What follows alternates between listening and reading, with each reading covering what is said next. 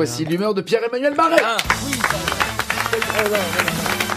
Non, avant qu'on commence, Nagui, Quoi je voulais parler d'un sujet sérieux.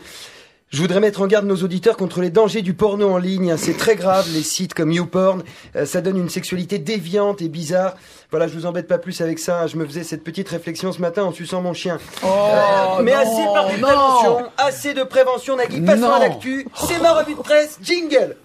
Il n'y a pas de jingle. Ouais, il n'y a pas de jingle.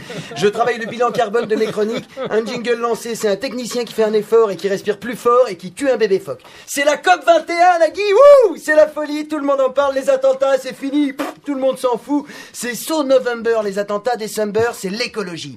D'ailleurs, mon conseil, pensez au recyclage. Passez devant le Bataclan, ramassez un bouquet de fleurs et 3 bougies et offrez à votre épouse une soirée romantique. Vous aurez la conscience lourde, mais les couilles légères. Vous pouvez aussi enlever les drapeaux français de vos fenêtres et à la place, en guise de soutien à la planète, accrocher une courgette. Il y a un engouement incroyable, le monde entier a les yeux rivés sur le Bourget pour voir des mecs en costard qui font leurs courses en jet privé, qui viennent t'expliquer que tu dois partir en vacances en trottinette pour sauver la planète. Alors, permettez-moi de vous dire que la COP 21, je m'en bats les couilles. Déjà, excusez-moi, mais COP 21, ça sous-entend quand même que les 20 premières ont échoué. Au vu du taux de réussite, c'est pas de l'écologie, c'est la carrière politique de François Bayrou. Non, moi j'y crois pas trop. En plus, la dernière fois que François Hollande a fait un discours au Bourget, c'était pour lutter contre le monde de la finance. Là, si ça marche aussi bien avec la pollution, les particules fines, elles peuvent rester en slip dans leur jacuzzi à fumer des gros joints à l'uranium enrichi, elles en ont rien à foutre. Et puis alors, je me suis penché sur les sponsors de la COP 21, c'est magique. Il y a GDF Suez qui est en train de prospecter dans 6 pays pour arrondir ses fins de mois avec du gaz de schiste. Il y a Renault-Nissan qui a vendu 8 500 000 bagnoles cette année quand même. La BNP qui investit tranquillou 11 milliards d'euros dans l'extraction de charbon depuis 2005. Ikea, dont 59% du bois provient de sources non durables et qui en plus, en 2013, a essayé de nous faire manger des tartes au caca. Les tartes Ikea, le plus dur, c'est de les démouler. On s'en souvient tous. Ah bah si. Là, on se fout de notre gueule, Nagui. La BNP qui sponsorise la COP 21, c'est comme si Obama ait le prix Nobel de la paix ou que l'Arabie Saoudite présidait la commission du Conseil des droits de l'homme. Eh ben merde, dis donc, putain. Merde, c'est le cas. On est vraiment en train de se faire enculer de tous les côtés, dis donc. Et s'ils veulent continuer à nous la mettre comme ça, on va être obligé de se faire greffer des anus supplémentaires. Alors, cette COP 21, est-ce que ça a une chance de marcher? Non, bien sûr que non. Il suffit de regarder l'agenda des Nations Unies pour savoir qu'à Marrakech, en 2016, ils ont déjà prévu la COP 22. C'est dire comme on a confiance dans les résultats de celle-là. Et de toute façon, François Hollande, il est au bout du rouleau. François Hollande, il ne voulait même pas être président. Pour lui, c'était la seule façon de réussir à quitter la Corrèze. Il est sur tous les fronts. Il est sur tous les fronts. Il veut combattre le terrorisme. Il veut combattre le réchauffement climatique. Qu'est-ce qu'il va faire? Il va bombarder Daesh en Vélib? Non. Tiens, puisqu'on parle des bombardements, figurez-vous que l'Allemagne a envoyé 1200 soldats pour aider la France. Alors, je ne sais pas si c'est une bonne idée. Je vous rappelle que ça s'est pas super bien passé la dernière fois que les Allemands nous ont envoyé leur armée. Enfin, c'est vrai qu'ils ont changé en 70 ans. Maintenant, ils ont l'air inoffensifs. Ils vont arriver à Damas en camping-car avec des chaussettes dans les sandales. Mais ils ont un plan machiavélique. Ils vont filer des Golf TDI à tous les djihadistes, attendre qu'ils deviennent asthmatiques et là, paf, on arrête les exportations de ventoline. Bim, Daesh. Voilà. Alors, quant à nous, on se retrouve la semaine prochaine. On reparlera écologie, mais citoyenne cette fois. Et je vous apprendrai à fabriquer 152 récupérateurs d'eau en vidant des chefs d'État avec une cuillère à café. Merci de m'avoir écouté. Pierre-Emmanuel Barret. La bande originale. Nagui sur France Inter. Voici l'humeur de Pierre-Emmanuel Barret. Salut Nagui. Salut tout le monde, pas de devinette aujourd'hui, j'ai pas que ça à foutre d'éveiller votre esprit avec mes petites pépites humoristiques. Moi aussi, j'ai mes problèmes. Figurez-vous que je suis en train d'écrire mon premier film. Non. Si, l'histoire émouvante d'un homme qui naît avec des motos à la place des pieds. Alors malheureusement, je suis toujours bloqué à la première scène, j'arrive pas à le faire sortir de la chatte de sa mère. Ne riez pas, ne riez pas, c'est inspiré d'une histoire vraie. Mais assez parlé de mes talents de scénariste, place à l'actu de la semaine avec Manuel Valls et son idée rigolote, Jingle Valls. Nous voilà. Je suis désolé, c'est un sujet récurrent. C'est un sujet récurrent, mais depuis les attentats, il est au taquet, Manu, il est en roue libre. Le matin, il s'enquille 3 bols de Vomaltine, on n'arrive pas à l'arrêter. Il est excité comme Patrick Balkany devant un billet de 20 €. Il est en train de se monter une petite dictature tranquille dans son coin, au calme. D'ailleurs, je sais pas si vous avez remarqué, j'ai l'impression qu'il se laisse pousser les cheveux. Ça m'étonnerait pas qu'il tente une coupe au bol à la Kim Jong-un. Alors, après la loi sur le renseignement, après les perquisitions administratives, Manu se lance dans une nouvelle entreprise. Il a demandé au Conseil d'État si, éventuellement, ce serait possible de fabriquer des grands camps pour enfermer les gens qui présentent peut-être un danger. Alors, ils vont les emmener comment, les mecs, là-bas, en train? On ne sait pas. Alors, qui sont ces gens potentiellement dangereux pour la démocratie? Il n'a pas été bien clair sur le sujet. Peut-être qu'il parlait des terroristes, des exilés fiscaux, des gens qui vendent des avions de chasse à l'Arabie Saoudite, du monde de la finance. On ne sait pas. Un camp pour les ennemis de la démocratie, ça ratisse large. En tout cas, si le projet aboutit, il n'a pas intérêt à aller visiter le camp, Manu, parce qu'on ne le laissera jamais sortir. La détention administrative, c'est formidable. Il n'y a même plus besoin de procès pour incarcérer quelqu'un. T'as des babouches? Paf! En tôle! T'as pas de babouche? Paf! En tôle quand même! On t'a bien niqué! Non, c'est pas raisonnable. Il n'y a déjà pas assez de place dans les prisons pour mettre tous les coupables. Le mec veut rajouter les innocents. Non. Dans les films américains, quand les mecs arrivent en tôle, il y a toujours une discussion un peu classe, genre t'es là pourquoi, toi? Braquage, et toi? Meurtre? Ah ouais, chaud. Là, ça a de la gueule, hein. Après, on s'étonne que les films français soient moins bien. T'es là pourquoi, toi? Je sais pas. Et toi? Pareil.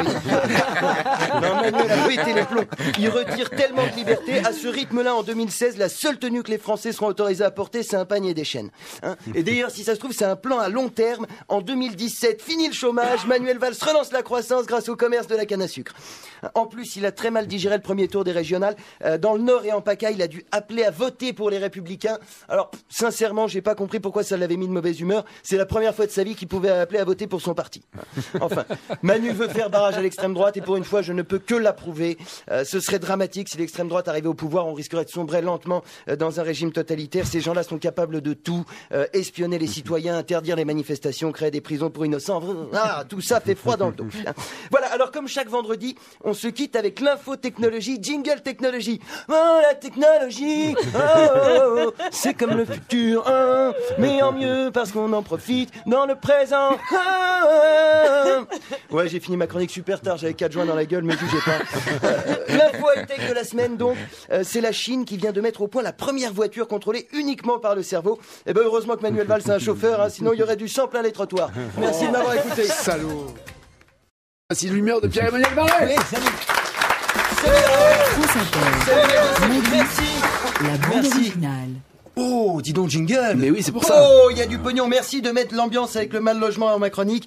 Hein, on notera quand même que Stéphane Plaza a relogé plus de personnes que le gouvernement. Alors, je commence avec une petite devinette, Nagui, pour les enfants. Est-ce que vous connaissez la différence entre un thon et un dauphin? Eh ben, c'est que j'ai jamais enculé un dauphin. 1-0 pour l'humour, Nagui. On est dans l'ambiance. Allez, assez rigolé. Figurez-vous que je me suis penché sur les statistiques de l'émission. Je vous cache pas que je suis un peu emmerdé. J'ai appris que l'auditeur type de France Inter est une femme de 58 ans. Hein, moi, je suis venu ici pour baiser des étudiantes en sociaux, pas ma mère. Sinon, je serais chroniqueur sur France Bleu Nord-Pas-de-Calais. Alors, vous connaissez mon professionnalisme. Pour mieux comprendre les attentes de notre public, j'ai décidé de me faire greffer un vagin de femme de 58 ans. Eh bien, je suis extrêmement satisfait de l'opération. Non seulement je peux ranger mon iPad sans déformer ma veste, mais en plus, ça fait ventouse. Hein, je me déplace d'immeuble en immeuble comme Spider-Man. C'est extraordinaire. Ce matin, j'ai laissé ma moto à République, j'ai projeté mes grandes lèvres sur la tour de TF1. Comme ça, je me suis descendu en rappel derrière la maison de la radio. Les gens étaient sidérés. Oui, moi aussi, Quand oui. j'ai survolé le Louvre, je les entendais crier « Regarde là-haut, qu'est-ce que c'est? C'est un oiseau? C'est un avion? Non, c'est un type avec une énorme chatte !» Les gens étaient... En plus, c'est super écologique. Hein, le vagin, c'est complètement COP21. Bon, l'inconvénient, c'est que je suis payé 30% de moins que quand j'avais une bite. Hein, et puis, je vais être franc avec vous, être une femme de 58 ans, c'est un peu déprimant. Maintenant, j'écoute l'émission tous les jours et pire encore, je suis devenu fan de Daniel Morin. Daniel, après l'émission, ne t'emmerde pas à commander un taxi, je te ramène, je suis venu en vagin. Hein, d'ailleurs, vu le modèle, je ramène toute l'équipe et le public, j'ai de la place, le covoiturage, c'est le passé, l'avenir, c'est le covaginage. Mais assez parlé écologie, place à l'actu, c'est ma revue de presse, jingle. C'est ma revue de presse, vive l'actualité. T'aimes bien mon nouveau jingle? Il est pourri. Alors Nagui, c'était pas une bonne semaine hein, pour nos amis les PD. Figurez-vous qu'en Tunisie, 6 hommes ont été condamnés à 3 ans de prison ferme pour homosexualité. C'est la première fois qu'à l'énoncé du verdict, les accusés étaient plus contents que le juge. Les mecs disaient « Ah bon, on a gagné !» Non, envoyer des PD en prison, c'est ridicule. Hein, ils vont se radicaliser. Alors, cette condamnation, c'est l'occasion de faire un petit tour du monde des pays qui ne sont pas très fair-play avec nos amis les homosexuels. Il reste quand même 11 pays dans le monde monde où l'homosexualité est passible de la peine de mort. Et dans le lot, on retrouve nos copains les Saoudiens. Alors en Arabie Saoudite, les condamnations à mort, ça plaisante pas. D'abord t'es décapité, puis crucifié, enfin laissé en place publique jusqu'à ce que ton corps pourrisse, le tout sur du Gilbert Montagnier. Les mecs sont des sauvages. Et puis il faudra m'expliquer à quoi ça sert de décapiter un mec et de le crucifier après. Peut-être pour faire un bilboquet géant. Non mais sérieux, décapitation, crucifixion. Heureusement qu'ils ont pas fait pareil à Jésus. T'imagines aux communions quand le curé te donne une hostie, le corps du Christ. Attendez, revenez. La tête du Christ. Non, c'est n'importe quoi. Enfin, mon conseil, si vous êtes un homosexuel saoudien, faites-vous greffer un vagin de femme de 58 ans et fuyez le pays comme Spider-Man. Voilà, on se retrouve la semaine prochaine pour ma chronique beauté et je vous expliquerai comment remonter le temps pour gagner au loto. Vous verrez, c'est très simple, il suffit de créer une faille spatio-temporelle en mettant de la crème de nuit en plein jour. Merci de m'avoir écouté. La bande originale. Nagui sur France Inter.